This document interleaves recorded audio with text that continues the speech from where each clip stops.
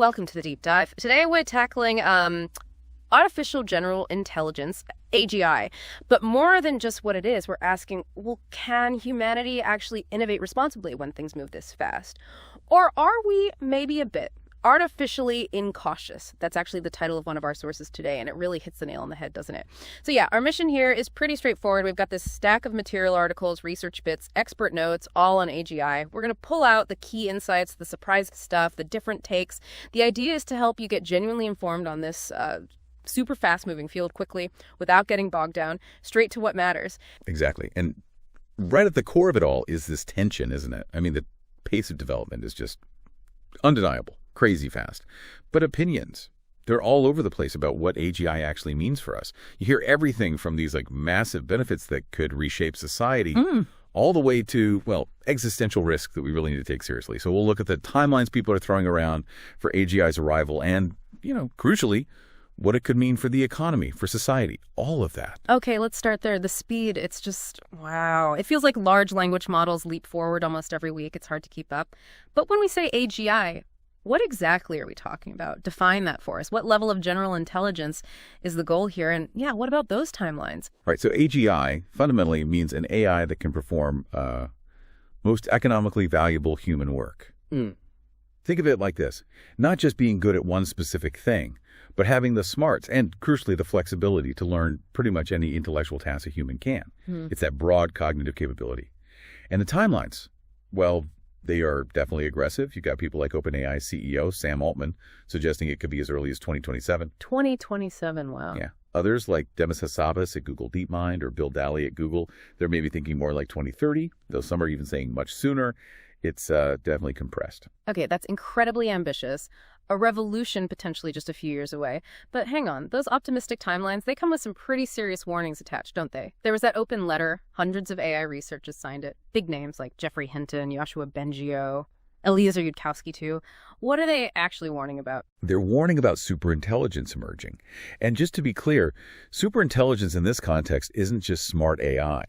It's AI that vastly surpasses human intellect across, well, basically everything. A fundamentally superior intelligence. Okay.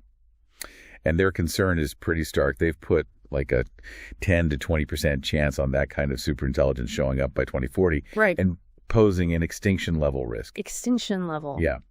The worry from this, let's call it the pessimist camp, is that if a superintelligence acts incautiously, as you put it earlier, and autonomously, meaning, its goals don't perfectly match ours, it could potentially replace us, outsmart us in ways we just can't predict or control.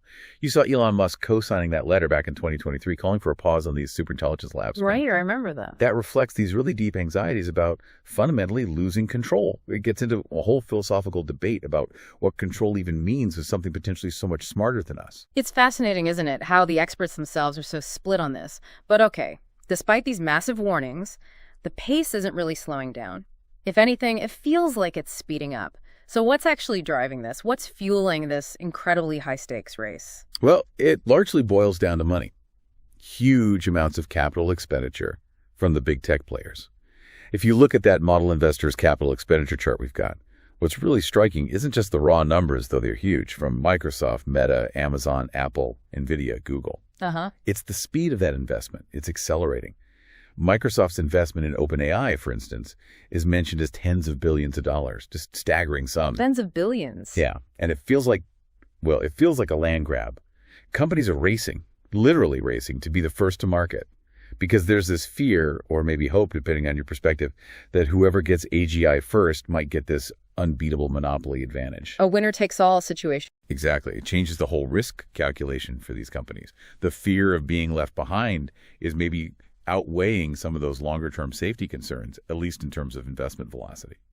Okay, so you mentioned risks, and that distinction between the long-term existential stuff and the more immediate problems, that seems really important. Can you unpack that a bit more? Are we mostly worried about AI causing, everyday trouble, or is it this bigger, scarier picture? Yeah, that's a really important distinction. We can think about it in two buckets. There's what we might call piecemeal mischief. That's the kind of harm AI systems can cause right now or in the near future.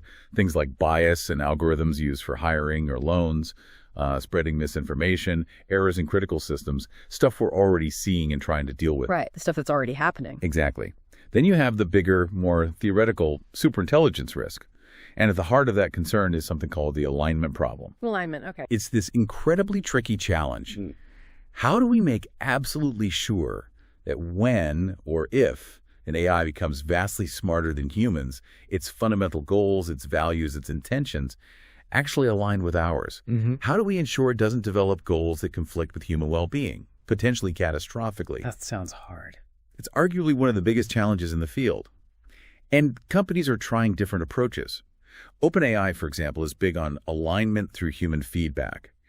They use human overseers to essentially train the AI, guiding its behavior, rewarding good responses, penalizing bad ones. So like teaching it right from wrong with human help. Kind of, yeah. Then you have a company like Anthropic. They're working on something called constitutional AI.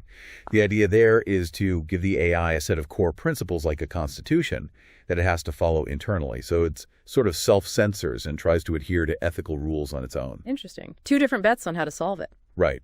And nobody knows for sure which approach, if any, will ultimately work when we're talking about potentially superintelligent systems. Okay, so managing the risks is one massive piece of the puzzle. The other side is, well, the economy. AGI sounds like it could completely rewrite the rules. How might it transform the global economy? Well, the potential is huge. AI is often talked about as a general-purpose technology. Like electricity or in the internet. Exactly. Something that doesn't just improve one thing, but has ripple effects everywhere. And the projections reflect that. Goldman Sachs, McKinsey, they're both suggesting AI could boost global economic output by something like 30 to 50%. 30 to 50%. Yeah, potentially within the next 10 years. That implies a massive productivity boom. The thinking is that AI could automate or optimize countless tasks, from complex analysis to logistics to customer service across pretty much every sector. Okay, productivity boom sounds great, but the jobs question, that's always the elephant in the room, isn't it? It's a huge worry for so many people, me included. What's the realistic outlook? Are our jobs going to disappear? It's definitely a critical question, and yeah, the potential for job displacement is very real, especially for tasks that are routine or repeatable, whether physical or intellectual. There was a pretty famous study back in 2013 by Frey and Osborne at Oxford. They estimated that something like 47% of U.S. jobs were at high risk of automation. Wow, nearly half. Yeah. Now, that doesn't mean all those jobs vanish overnight, but it points to significant disruption. Think manufacturing, administrative support, data entry, even some aspects of transportation or customer service. Anything with predictable patterns is potentially vulnerable. It's probably less about eliminating all jobs and more about fundamentally changing the nature of work for a lot of people. Okay, that 47% figure is startling, but is that like the consensus view among economists, or is there a big debate about how this will actually play out? Oh, there's definitely a big debate. You can sort of group the viewpoints into three camps. You've got the optimists. They believe AI will boost productivity so much that it ultimately creates more new jobs, maybe different kinds of jobs, than it destroys. Yeah. History has often shown that with new tech, right? Right, new roles emerge. Then you have the pessimists. They worry that the benefits of AI will flow mainly to the owners of the technology, the capital owners, not the workers. They see it potentially leading to massive increases in wealth inequality and significant, perhaps long-term, unemployment for many. Oh, okay. And then there are the agnostics. They basically say, look, this technology is potentially so transformative, we just can't predict the outcome accurately. It's unprecedented. And this whole debate also ties into something called the paradox of Parmesan. Have you heard of that? Can't say I have. It's this puzzle. For decades now, we've had amazing technological advances, computers, internet, smartphones. But overall productivity growth, the rate at which the economy gets more efficient, has been strangely slow. Kind of stagnant, actually. Huh. Yeah, that seems counterintuitive. It really is. And the big question is, will AGI finally be the thing that breaks that paradox and unleashes a wave of productivity? Or could it somehow, paradoxically, make things even more complex and not lead to the expected boom, maybe by concentrating wealth or making coordination harder? It's a real puzzle. Okay, so if we connect these different economic possibilities, how could AGI affect things closer to home, like our wages, the cost of things we buy every day? Yeah, that's where it gets really tangible. It could have a big impact on something called Baumol's cost disease. Baumol's cost disease. Sounds unpleasant. Well, it describes a real economic phenomenon. Basically, in sectors where automation is easy, like manufacturing, productivity shoots up and costs can come down. But in sectors that rely heavily on human labor, like healthcare, education, maybe the performing arts, productivity grows much slower. Over time, this means those labor-intensive services become disproportionately expensive compared to manufactured goods. Right, like how college tuition or hospital bills seem to rise much faster than the price of TVs. Exactly. That's Baumol's cost disease in action. Now, AI, AGI specifically, could potentially cure this, or at least alleviate it. If AI can automate significant parts of service tasks, think diagnostic help in medicine, personalized tutoring in education, maybe even administrative tasks in those sectors, it could boost productivity in services dramatically, potentially making those essential things more affordable and accessible for everyone. That would be a huge positive shift. It really would. But again, it depends on how it's implemented and how the benefits are distributed. Okay, one last piece here. Let's zoom out again to the bigger picture. The financial world. How do things like interest rates and the overall economy affect this race for AGI? Do they put the brakes on or hit the accelerator? Oh, they play a massive role. Think about how tech companies, especially AI startups, are valued. A lot of their value isn't based on profits today, but on the promise of huge profits way down the line, potentially from AGI. Right, future potential. Exactly. Now, when interest rates are high, money today is worth more compared to money in the future. Those distant, hoped-for profits become less valuable now.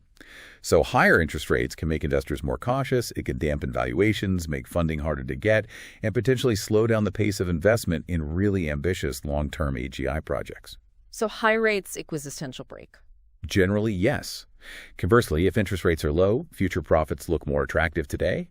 Investors might be more willing to pour money into these high-risk, high-reward ventures, potentially accelerating the race.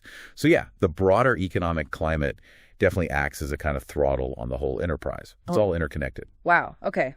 This has been quite the journey. We've really covered a lot of ground on the AGI race. From the sheer speed and ambition to these really deep safety worries from top experts, and then the massive economic shifts it could bring, both good and, well, potentially disruptive.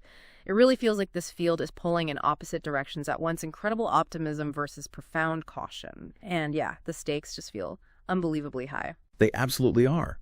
And that's why I think getting a handle on these different viewpoints, the underlying facts, the economic drivers, the safety arguments, it's just so crucial. As we've seen, there really isn't one simple narrative here. It's complex, it's nuanced. Critical thinking is absolutely essential as you watch this unfold, because the easy answers are probably wrong. Absolutely. So maybe a final thought for you, the listener, to chew on. Given everything we've discussed, the speed, the potential, the risks, the range of expert opinions, what role do you think caution should ultimately play in this human quest for perhaps the most powerful technology we've ever conceived? Something to think about.